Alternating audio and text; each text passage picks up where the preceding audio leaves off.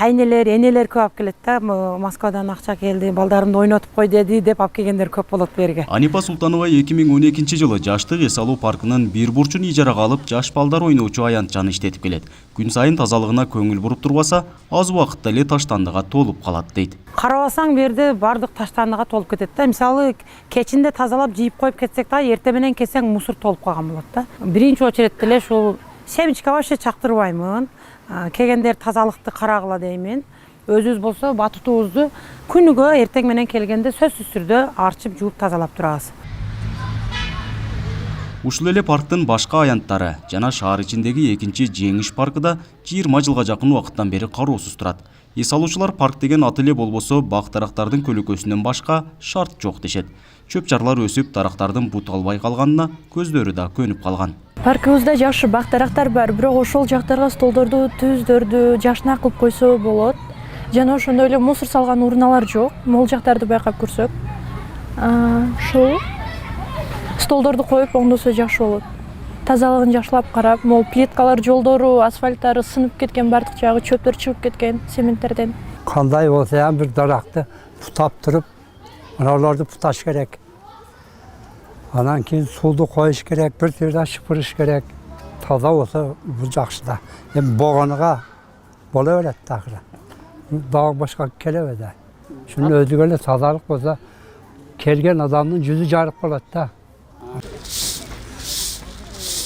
Парчабүбү Камилова эс алуу парктарын күн сайын шыпырып тазалап турарын айтат. Тазалык ишканасында шаар боюнча шыпыруучу эки эле кызматкер болгондуктан, парктардын тазалыгы боюнча учурдагы абалдан ашыкча жыйынтып күтүүгө болбойт. Айлык маянанын аздыгынан бул кызматта иштөөнү каалагандар да жок кой эсе дейт. Биз ушу эки адам иштеп турабыз да. Богону эки баткен боюнча жетише албай жатабыз. Шаардын ичи боюнча экөөбүз. Шаардын ичи боюнча эки табыз. Шыпырып тазалоого экөөбүз жетише албай жатабыз. Күндө бир айланып шыпырып жатабыз.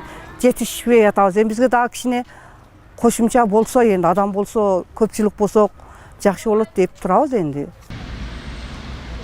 Эс алуу парктарына акыркы жолу 2005 жылга чейинки аралыкта брусчатка жаткырылып, бир аз көңүл бурулган. Быйыл гана Арис программасынын долбооруна ылайык 30 миллион сомго оңдоп түзөөдөн өткөрүлүүсү күтүлүүдө. Азырынча коомчулукка да, жергиликтүү бийликке да бул каражатка эмнелер курулары белгисиз. Шаарда эки паркты сунуш бергенбиз, ошол инфраструктуралардын өркүндөтүү боюнча, көтөрүү боюнча. Ошол эки паркты сунуш бергенбиз, ал жерде ошол Дүниелик банктан келген өкүл проектти полностью өзүбүз түзөбүз деди, өзүбүз жасайбыз деди да. Мындай айтканда, биз жасаган өзүнүн архитектурадан жасагандар ал жактырбады.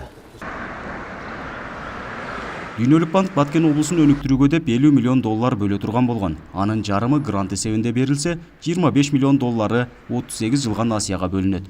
Баткен шаары эки эс алуу багын оңдоп түзөө боюнча сунушун берип, 2023 жылдын 1-июнуна чейин жумуштар толугу менен аяктайт. Нургазы Жайнаков, Регион телеканалы, Баткен облусу.